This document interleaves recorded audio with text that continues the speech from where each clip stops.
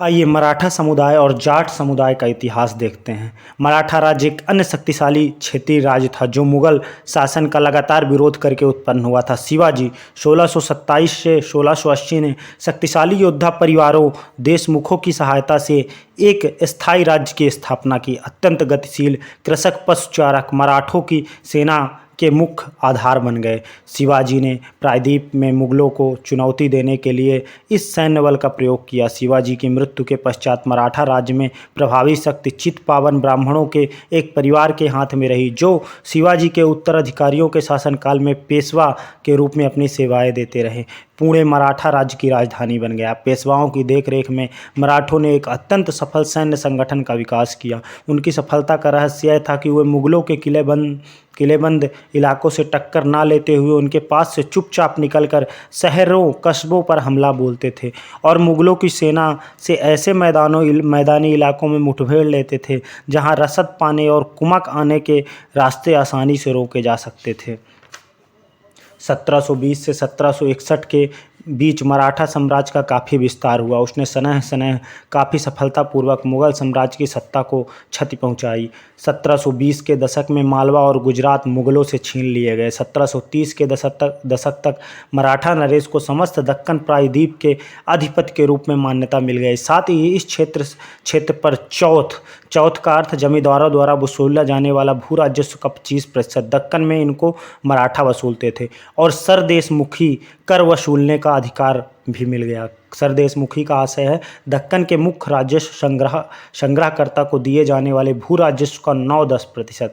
1737 में दिल्ली पर धावा बोलने के बाद मराठा प्रभुत्व की सीमाएं तेजी से बढ़ी। वे उत्तर में राजस्थान, पंजाब, पूर्व में बंगाल और उड़ीसा तथा दक्षिण में कर्नाटक, तमिलनाडु, तेलुगु प्रदेशों तक फैल गए। इन क्षेत्रों को औपचारिक रूप से मराठा साम्राज्य में सम्मिलित नहीं किया गया, मगर मराठा प्रभुसत्ता को स्वीकार करने के तरीके के रूप में उनसे भेंट की रकम ली जाने लगी। साम्राज्य के इस विस्तार से उन्हें संसाधनों का भंडार तो मिल गया, मगर इसके लिए उन्हें भारी कीमत चुकानी पड़ी। मराठों के सैन्य अभियानों के कारण अन्य शासक उनके खिलाफ हो गए। परिणाम स्वरूप 1761 में पानीपत की तीसरी लड़ाई में अन्य शासकों से उन्हें कोई सहयोग नहीं मिली। अंतहीन सैन्य अभियानों के साथ साथ मराठों ने एक प्रभावी प्रशासन व्यवस्था तैयार की थी। जब किसी इलाके पर एक बार विजय अभियान पूरा हो जाता था और मराठों का शासन सुरक्षित हो जाता था, तो वहां स्थानीय परिस्थितियों को ध्यान में रखते हुए धीरे धीरे भू राजस्व की मांग की गई, कृषि को प्रोत्साहित किया गया और व्यापार को पुनर्जीवित किया गया। ऐसे सिंधिया, गायकवाड़, भोसले और मराठा सरदारों को शक्तिशाली सेना खड़ा करने के लिए संसाधन मिल सका। 1720 के दशक में मालवा में मराठा अभियानों ने उस क्षेत्र में स्थित शहरों के विकास व समृद्धि को कोई हानि नहीं पहुंचाई। उज्जैन सिंधिया के संरक्षण में और इंदौर होलकर के आश्रय में फलता फूलता रहा। ये शहर हर तरह से बड़े और समृद्धशाली हो गए थे, महत्वपूर्ण वाणिज्यिक और सांस्कृतिक केंद्रों के रूप में कार्य कर रहे थे। मराठों द्वारा नियंत्रित इलाकों में व्यापार के नए मार्ग खुले। चंदेरी के क्षेत्र में उत्पादित रेशमी वस्त्रों को मराठों की राजधानी पुणे में नया बाजार मिला। बुरहानपुर पहले आगरा और सूरत के बीच की धुरी पर ही अपने व्यापार में संलग्न था, लेकिन जब उसने अपने वाणिज्यिक भीतरी क्षेत्र को बढ़ाकर दक्षिण में पुणे और नागपुर को तथा पूर्व में लखनऊ और इलाहाबाद को शामिल कर लिया था। आइए जाटों के बारे में देखते हैं।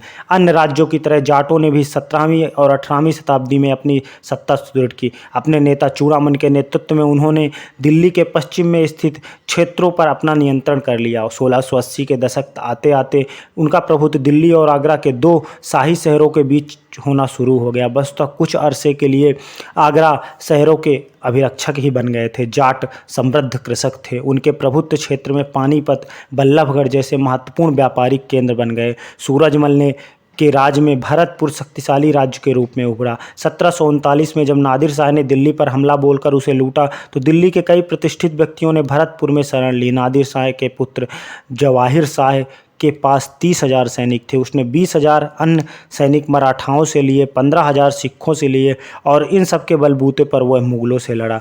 जब भरतपुर का किला काफ़ी हद तक पारंपरिक शैली में बनाया गया था, वहीं दींग में जाटों ने अंबर और आगरा की शैलियों का समन्वय करते हुए एक विशाल बाग महल बनवाया। शाही वास्तुकला से जिन रूपों को पहली बार शाह सूजा के युग में जोड़ा गया था, दींग की इमारतें उन्हीं रूपों के नमूनों पर बनाई गई थी। ये तो हमने देखा जाट समुदाय और मराठा समुदाय का वैभवशाली इतिहास। संक्षिप्त रूप में इन दोनों समुदायों का इतिहास काफ़ी वैभवशाली रहा है। धन्यवाद।